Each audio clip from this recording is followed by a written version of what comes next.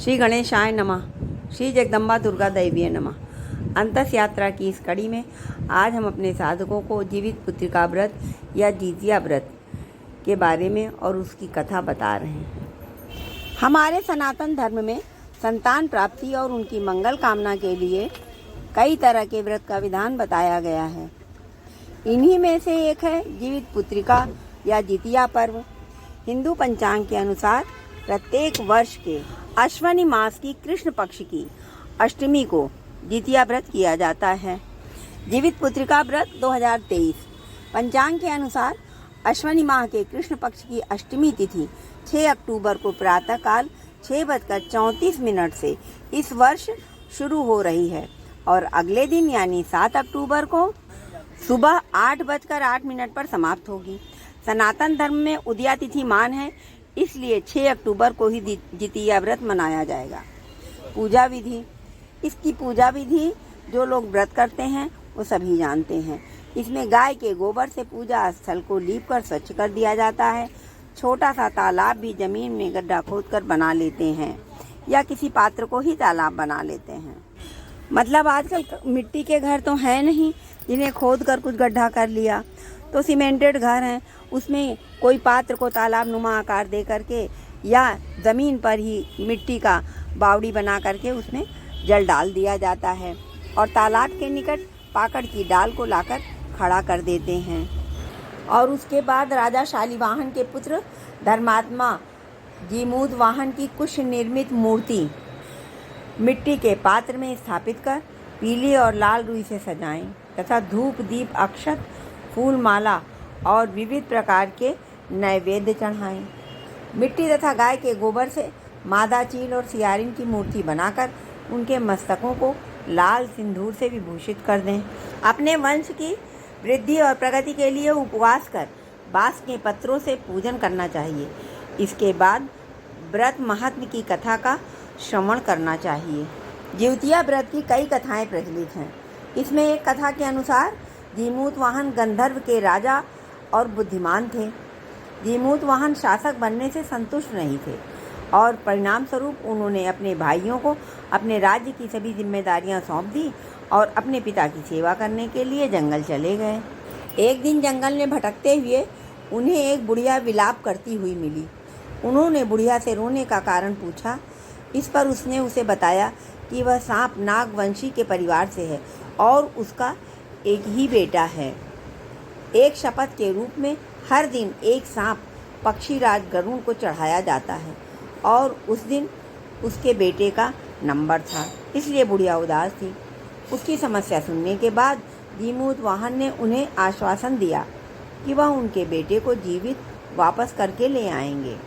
तब वह खुद गरुड़ का चारा बनने का विचार कर चट्टान पर लेट जाते हैं। तब गरुड़ आता है और अपनी अंगुलियों से लाल कपड़े से ढके हुए जीमूतवाहन को पकड़कर चट्टान पर चढ़ जाता है। उसे हैरानी होती है कि जिसे उसने पकड़ा है वह कोई प्रतिक्रिया नहीं कर रहा है। तब वह जीमूतवाहन से उनके बारे में पूछता है। तब गरुड़ जीमूतवाहन की वीरता और परोपकार से प्रसन्न होकर सांपों से कोई और बलिदान नहीं लेने का वादा करता है। मान्यता है तभी से ही संतान की लंबी उम्र और कल्याण के लिए जितिया व्रत मनाया जाता है। एक कथा के अनुसार इसका वर्णन महाभारत में मिलता है। कहते हैं कि जब अश्वत्थामा ने युद्ध के अंत में ब्रह्मास्त्र चला दिया था, तब उनके प्रभाव से उत्तरा का पुत्र मरा हुआ पैदा हुआ था। तब सुभद्रा, उत्तरा और द्रौपदी ने अन्न जल त्याग करके पुत्र को जीवित करने की विनती की थी। ये देखकर श्री कृष्ण ने उत्तरा के पुत्र को जीवित कर दिया और यह दिन जीवित पुत्रिका कहलाया। मरा हुआ पुत्र जी उठा, इसलिए इस त्योहार को जितिया कहा गया है। तब से ये परंपरा आज तक चली आ रही है। जितिया व्रत की बहुत सी कथाओं में एक कथा और भी है। नर्मदा नदी के पास एक कंचनबटी नाम का नगर था। वहाँ के राजा का नाम मलाई केतु था।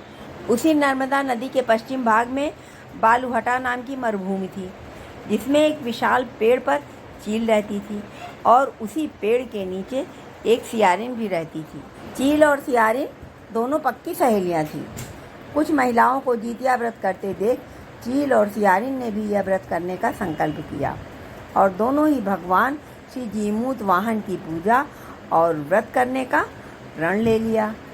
जिस दिन दोनों को व्रत रखना पड़ा, ठीक उसी दिन शहर के एक बड़े व्यापारी की मृत्यु हो गई और उनका दाह संस्कार वहीं मरुस्थल पर हुआ।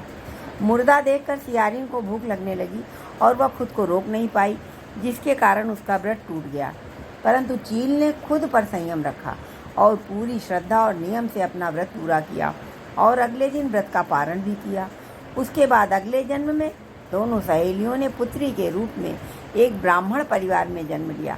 उनके पिता का नाम भास्कर था। चील बड़ी बहन और सियारिन छोटी बहन।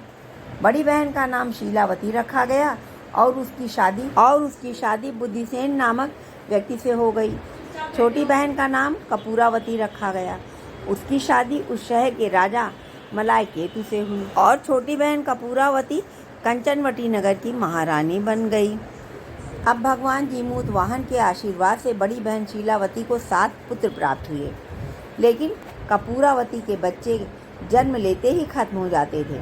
कुछ सालों बाद शीलावती के 7 पुत्र बड़े हो गए और राजा के दरबार में काम करने लगे। उन्हें देखकर कपूरावती के मन में ईर्ष्या और जलन की भावना आ गई। उस ईर्ष्या की भावना में कपूरावती ने राजा से कहकर शीलावती के 7 बेटों के सर कटवा दिए। फिर उन 7 सिरों को एक साथ में बर्तन में डालकर ढक दिया और शीलावती के पास भिजवा दिया।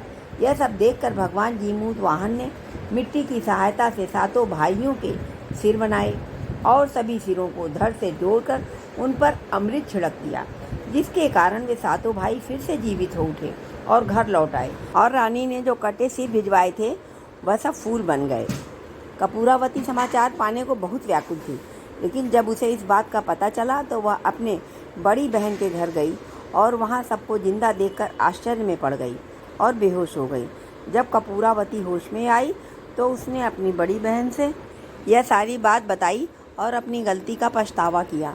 भगवान जीमूत वाहन की कृपा से बड़ी बहन को पूर्व जन्म की सारी बात याद आ गई और वह अपनी छोटी बहन को उसी पेड़ के नीचे लाकर पूर्व जन्म की बातें सुनाने लगी, जिससे सुनकर कपूरावती फिर बेहोश हो गई और मर गई। जब राजा को इस बात की सूचना मिली तो उन्होंने उसी जगह पर पेड़ के नीचे कपूरावती का दाह संस्कार कर दिया। भगवान जीमूत वाहन की कृपा से जैसे बड़ी बहन के 7 बच्चे फिर से जिंदा हो उठे और कपूरावती को सद्बुद्धि आई, उसी प्रकार भगवान सभी माँओं के बच्चों को सद्बुद्धि दें, स्वास्थ्य और दीर्घायु दें। ओम नमो भगवते वासुदेवाय। ये कहानियाँ मात्र लोक कथाएँ हैं, जिन पर श्रद्धा और विश्वास करके व्रत करें। जैसे कहा भी गया है, आकाशात पतितम तोयम यथा गच्छति सागरम सर्वदेव नमस्कारम केशवम प्रति गच्छति।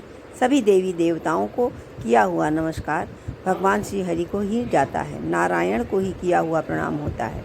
इस प्रकार पूर्ण श्रद्धा और भक्ति से अपने बच्चों और परिवार की मंगल कामना के लिए व्रत करें।